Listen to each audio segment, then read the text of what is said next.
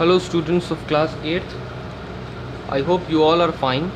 Today we are going to start a second chapter of geography, that is population dynamics. Of all the resources available on earth, human beings are not only the most important but also the ultimate resource. So human being is a very important resource available on the earth.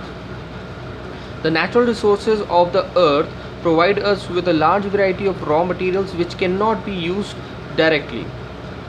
Human beings can explore, develop and convert these raw materials into useful goods according to their abilities and demands. Therefore, the people have to be educated and skilled. So there are plenty of raw materials available on this earth which cannot be used directly, but human beings have the ability, or you can say a capability, to convert it into useful materials according to their needs. Okay, now the next is distribution of population in the world.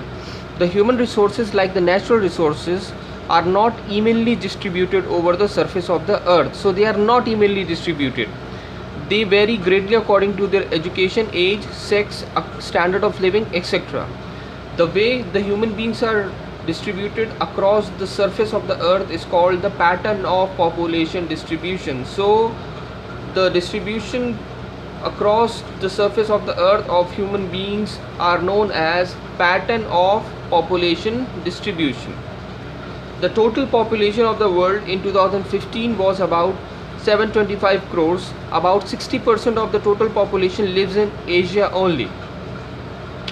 Out of this, about 260 crores people live in two countries of Asia, that is China and India.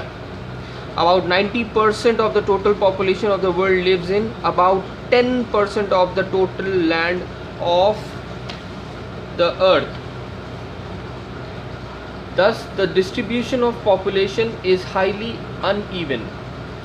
The density of population is the ratio between the total population and the land area. So the density of the population is a ratio between the total population and the land area.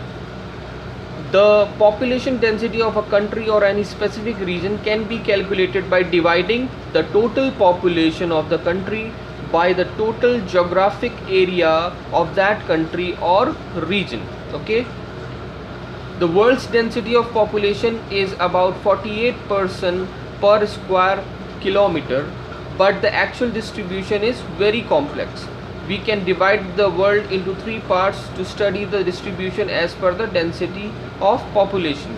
So it has been divided into three parts. First is the densely populated area. What is the densely populated area? Where there are a number of people living, a lot of people living in a particular area. Okay, densely populated areas are the fertile river valley and the industrial region. The most crowded part of the world are the south and the southeast of Asia, Western Europe and the northeastern North America. So these are the densely populated area. Now the second is sparsely populated area, where very less people live. Okay, are the hot desert, very cold polar region, because the environment of these areas are not suitable for the people for their living. Okay, sandy and rocky desert and the equatorial forest. So these are the region of sparsely populated area. The climatic condition in these regions are not suitable, as I told you, for economic activities. Some people have settled in those areas where mineral and power resources are available in large quantity. Now the third is moderately populated area. Okay, moderately populated are the deltas of rivers, central part of the USA, the temperate forest in Eurasia and Canada, tropical and temperate grassland and the parts of Australia and South America. So these are the moderately populated areas. It is noticed that more people live in those countries which are in northern hemisphere than those in the southern hemisphere. About 60% of the world's population is in 10 countries, that is China, India, USA, Indonesia, Brazil, Pakistan, Russia, Bangladesh, Nigeria and Japan. So the 60% of the world's population lives in these 10 countries. I told you the names. Now the next topic here is overpopulation and underpopulation. Overpopulation means where there are number of people living than the availability of the resources, ठीक है, जहाँ पे बहुत ज़्यादा लोग रहते हैं पर रिसोर्सेज जो होती बहुत कम होती है, that is known as the over populated area. When the total population of a country or a region is much more than what the total known and available resources in that country or region can actually support, such a situation in that country or region is called overpopulation. Now, to decide whether a country is overpopulated or not, we take into consideration how we decide that a particular country is overpopulated or not. These are some of the steps. First is the total population of that country.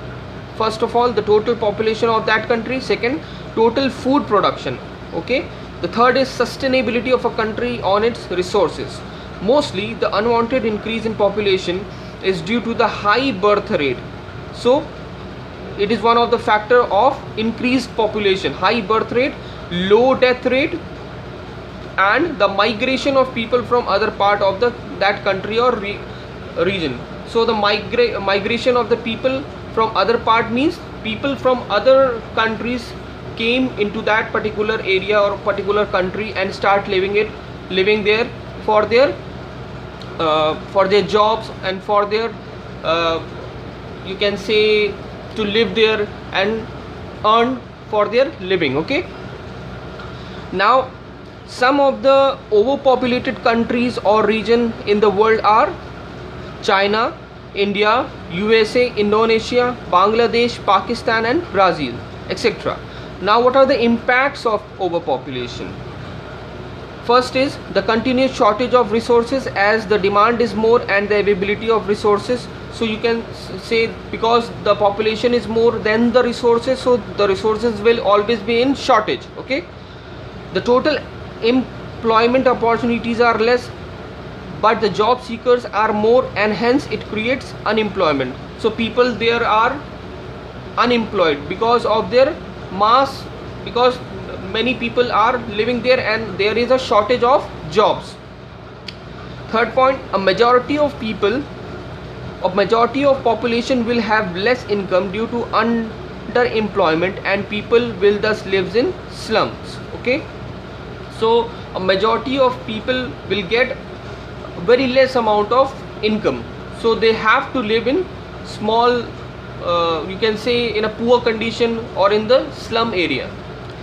Due to short supply of consumable goods, there is a general tendency for higher scale prices, thus the cost of living becomes comparatively high, because you know that there is a shortage of goods, so the prices of the goods increased and the cost of living becomes comparatively high. Fifth is poor and inadequate infrastructure can impact the sanitation, medical facilities and general health condition.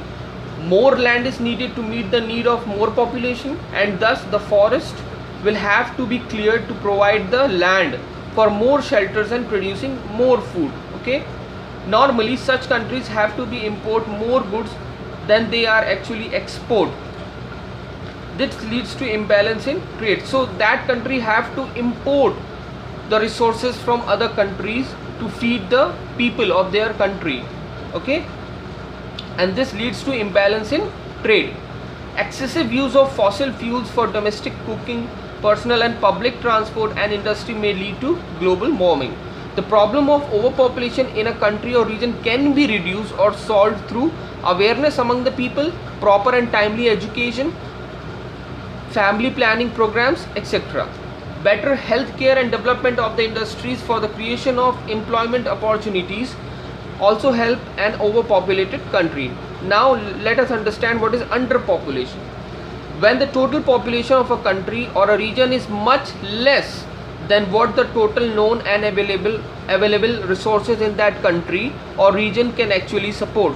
Such a situation between the total population and the available resources is called underpopulation. Okay.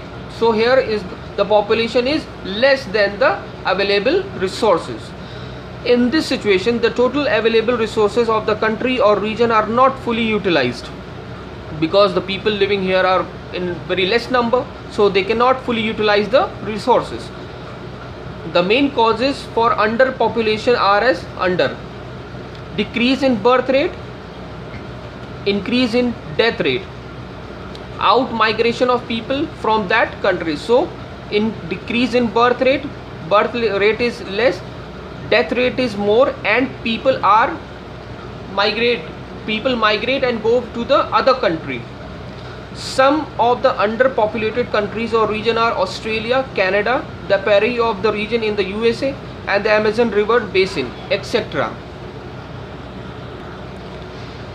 Now the impacts of underpopulation. The shortage of skilled laborers causes poor development of available resources. This can lead to poor economic growth and thus at times low standard of living. Underpopulation causes the decrease in demand for the consumable goods and services.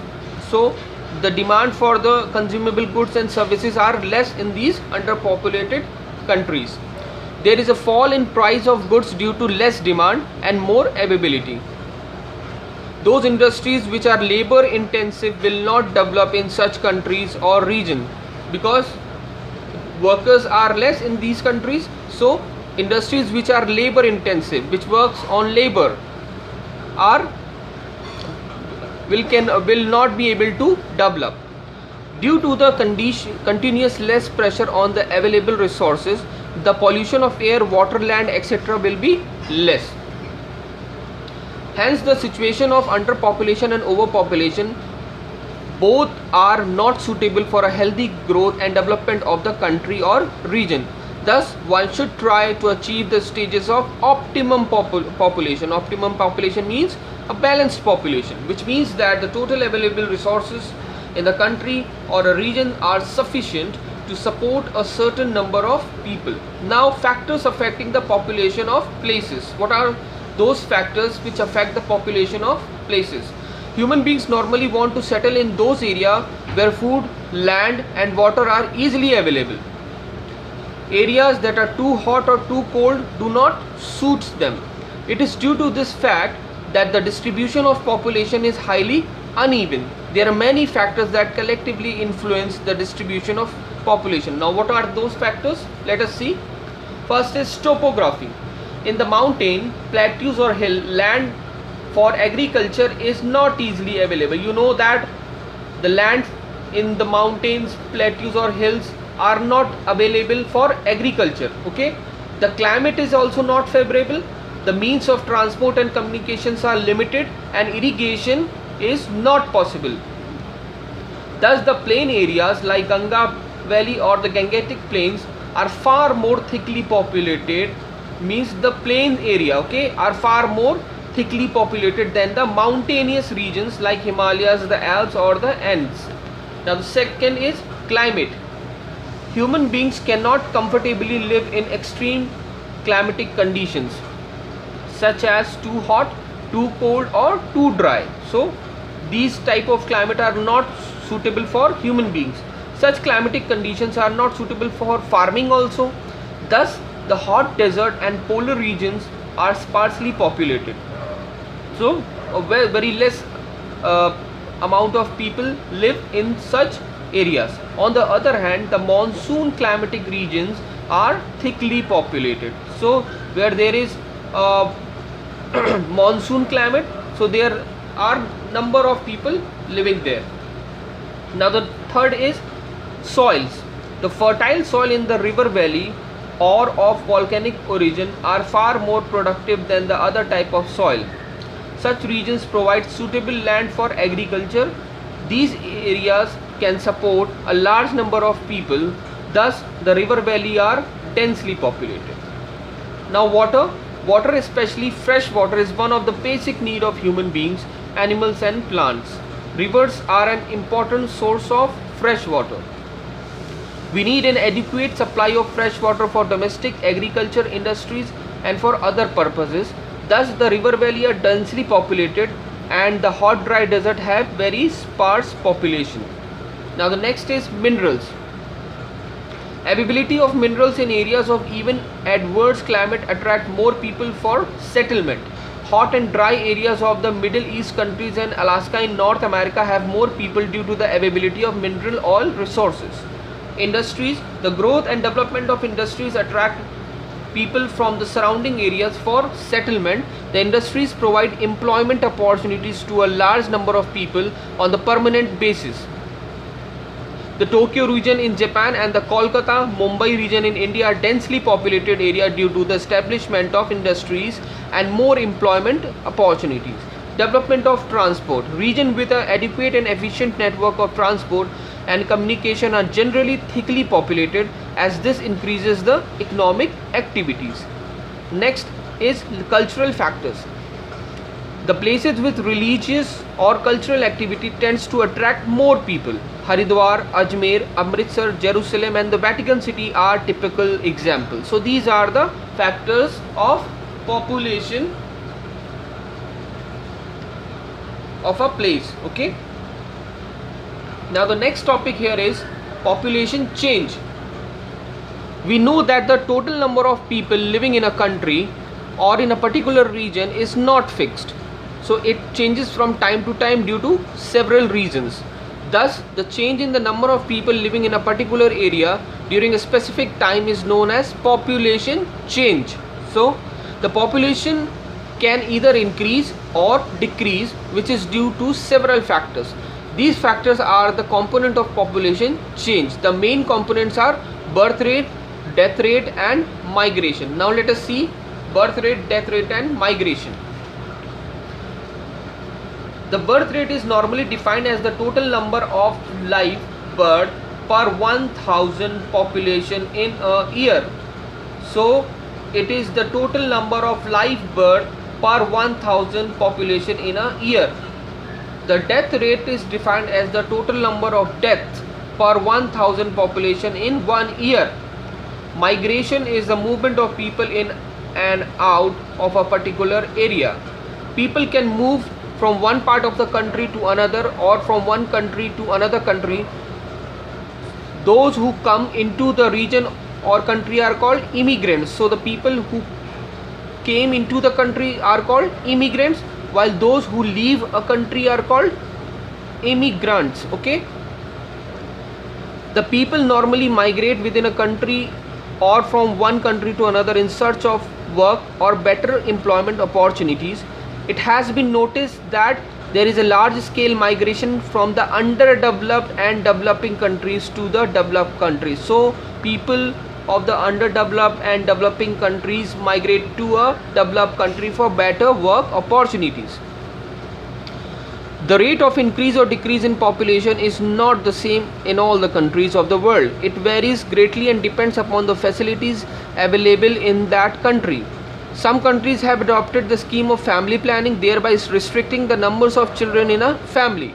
The developing countries are making sincere effort to check the rapid growth of population. Now the population composition. The population of a country or a density of population has no link with the level of economic development. So the population of a country has no link with the level of economic development of that country. Why?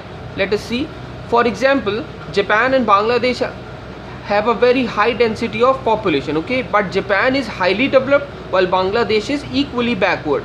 Thus, it is not the total number of people that matters, rather it is the quality. So it is the quality that matters, and that is important. We get a better understanding about the people if we know about age, sex, literacy level, health conditions, occupations, income level, etc. A simple way to learn about the population composition is by studying and analyzing the population pyramid or the age sex pyramid. Okay, let us see what is population pyramid is. The population pyramid shows the age sex composition of a country. The shape of the population pyramids give information regarding the economic and social condition of that country, such as, so these are the informations given on the population pyramids. The total population is mainly divided into 3 age groups, such as 0 to 14 years, that are children, 15 to 65 years adult, and above 65 years old people. According to sex, the total population is divided into males and females. The children and old people are treated as dependents. Okay. The children are shown at the base and the old people are at the top of the pyramid. Okay, the children are shown at the base and old people at the pyramid. So these are, you can see it, 0 to 4, 5 to 9, 10 to 14, 15 to 19 and so on. After that 85 plus. So old people are at the top and children are at the bottom. If the birth rate and the death rate in a country are constantly high, then the population pyramid will show a broad base. See population pyramid of Kenya. If the birth rate and death rate both are constantly high, then the population pyramid will have a broad base like this. This is the population pyramid of Kenya. It has a broad base.